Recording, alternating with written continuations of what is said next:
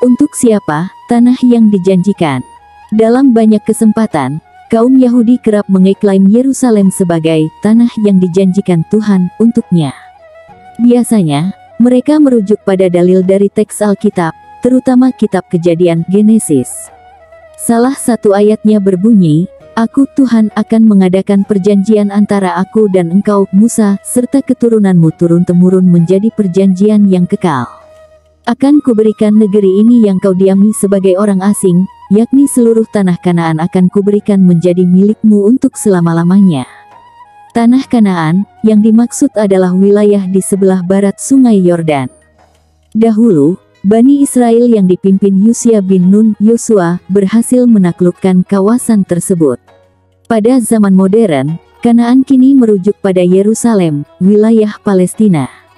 Namun, apakah klaim tersebut benar adanya disuarakan pada zaman sekarang? Lagi pula, siapa Yahudi tersebut?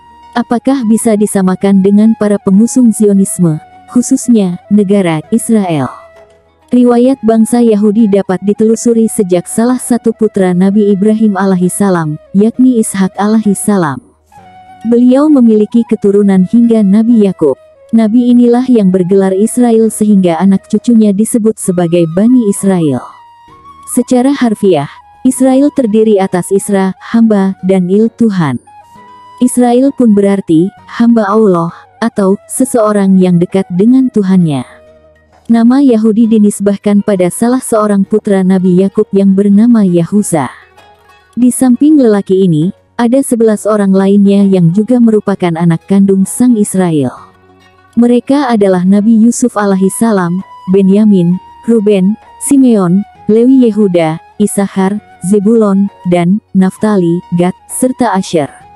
Dari total 12 putra Yakub, muncul 12 suku bangsa Israel. Bani Israel menerima persekusi dari rezim Fir'aun selama tinggal di Mesir. Allah Subhanahu wa Ta'ala kemudian mengutus Nabi Musa di tengah mereka.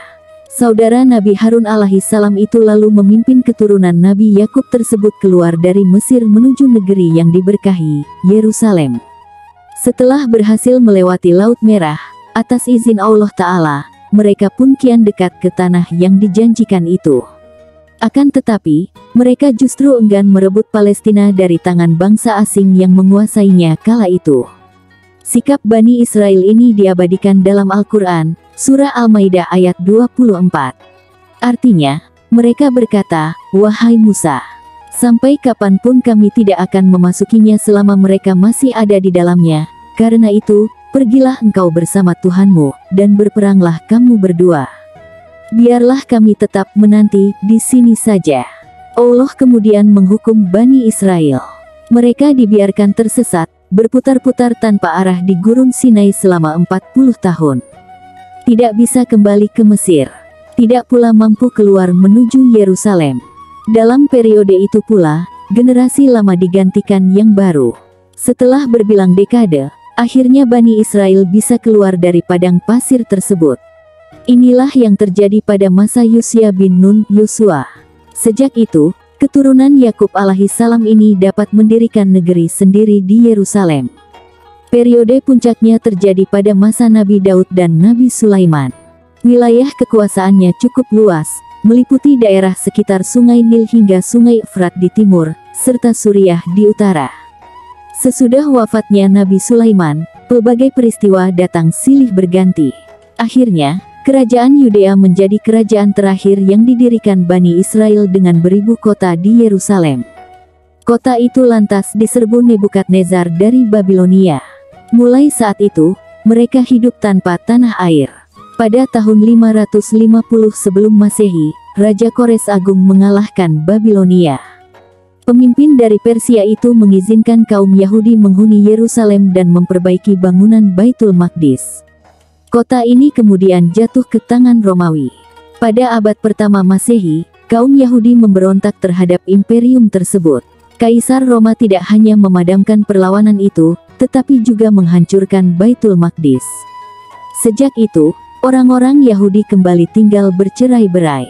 Di antaranya ada yang bermigrasi ke Arab, sehingga terdapat keturunannya yang sempat berjumpa dengan Rasulullah SAW di Madinah. kaum muslimin dapat membebaskan Yerusalem pada era Khulafaur Rasyidin, Umar bin Khattab.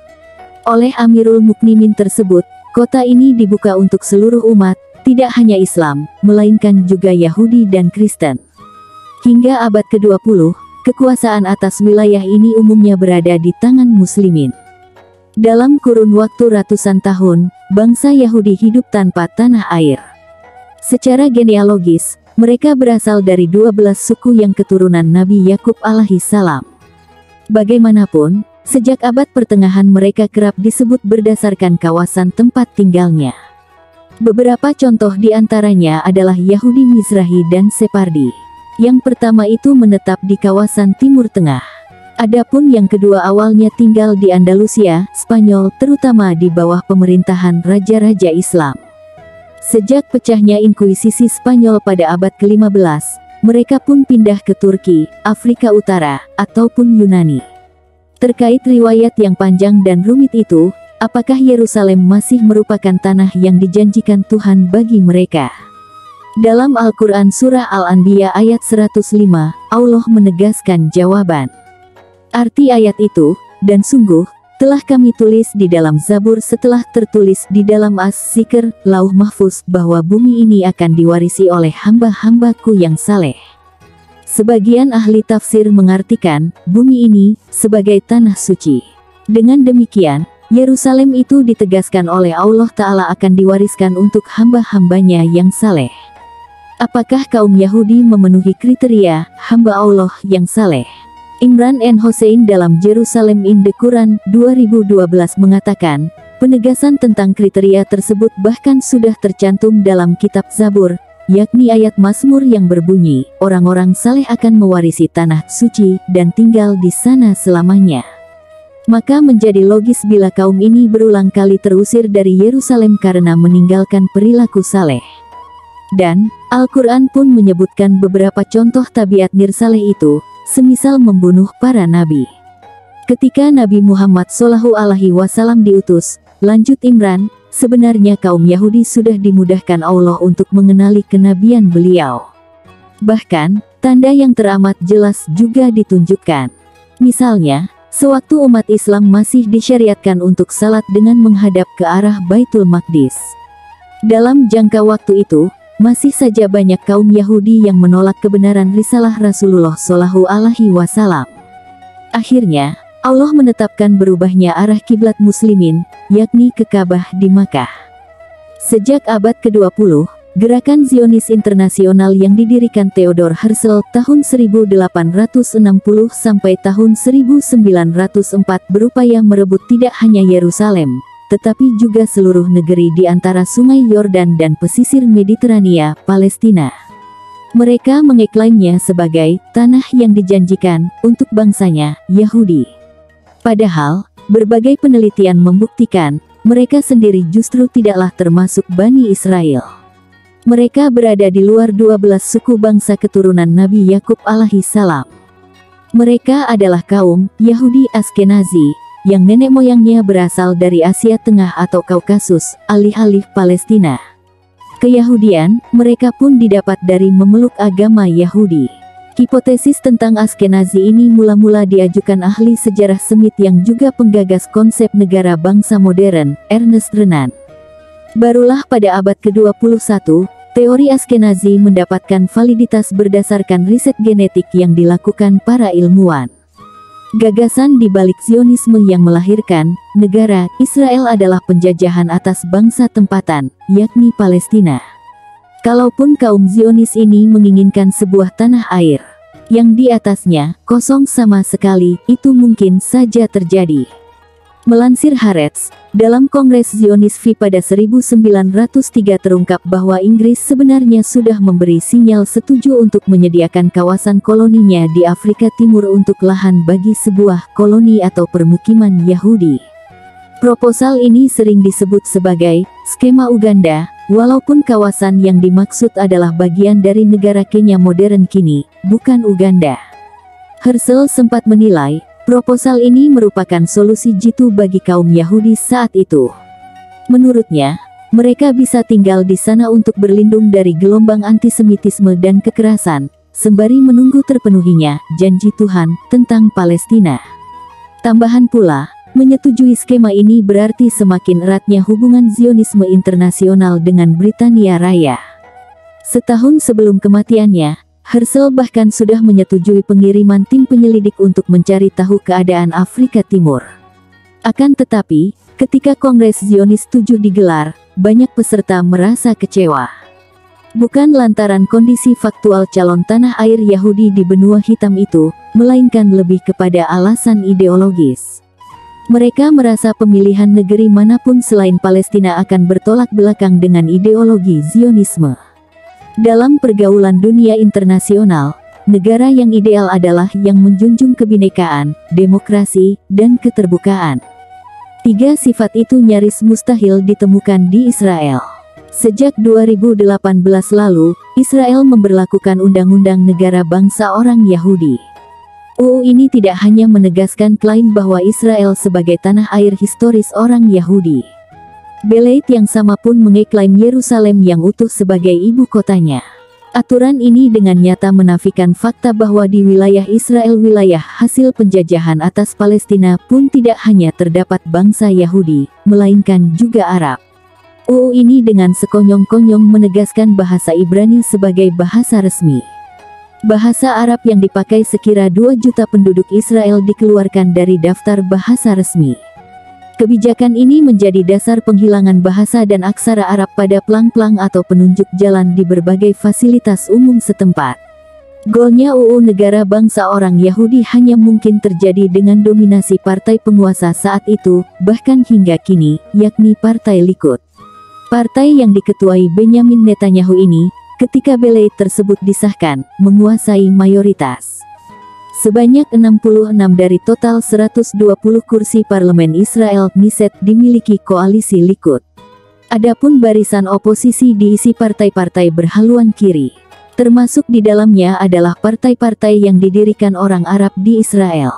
Rapat paripurna Knesset yang mengesahkan UU tersebut dihadiri Netanyahu. Dalam kesempatan itu, para politikus oposisi melakukan protes keras. Beberapa di antaranya berdiri dan merobek-robek naskah RUU tersebut. UU Negara Bangsa Orang Yahudi menjadi tonggak yang sangat menegaskan identitas Israel sebagai negara satu ras saja, yakni Yahudi. Keberagaman disingkirkan. Pada praktiknya, pemerintahan Netanyahu sedang menerapkan politik apartheid yang mewujudkan pendudukan segregasi rasial. Tak ubahnya Afrika Selatan sebelum era 1990-an, atau bahkan lebih buruk lagi. Menurut Roger Garaudi dalam Mitos dan Politik Israel, 2000, sejak awal Zionisme bersikap antipati terhadap asimilasi. Mereka menganggap, kaum Yahudi mesti menjaga kemurnian darah, agar tidak bercampur dengan non-Yahudi gentile. Dalam hal ini, tulis Garaudi, mereka bergabung dalam visi dasar seluruh paham rasisme, termasuk Hitler. Alhasil, tidak mengherankan bila akhirnya UU demikian disahkan dan diberlakukan di Israel, wujud negara dari gagasan Zionisme politik. Kini, perlahan namun pasti, pendudukan Israel kian meluas, mencaplok satu persatu wilayah Palestina pasca Perang 1967. Wujud pencaplokan tanah itu terjadi terutama di tepi barat. Sekitar 500.000 orang Israel, baca, Yahudi, dengan entengnya merebut rumah-rumah warga Palestina di sana. Tidak hanya itu, otoritas Israel juga menetapkan jalan-jalan mana yang hanya bisa dilalui orang Israel. Alhasil, penduduk Palestina di negeri mereka sendiri justru dipaksa melewati jalan pinggiran. Itu pun masih harus melalui pos-pos pengecekan yang dijaga polisi dan tentara Israel. Belum lagi keadaan nestapa warga jalur Gaza ataupun jutaan orang Palestina yang hidup di pengungsian. Maka, sangat aneh bin ajaib bila masih ada pihak-pihak hari ini yang membela Israel.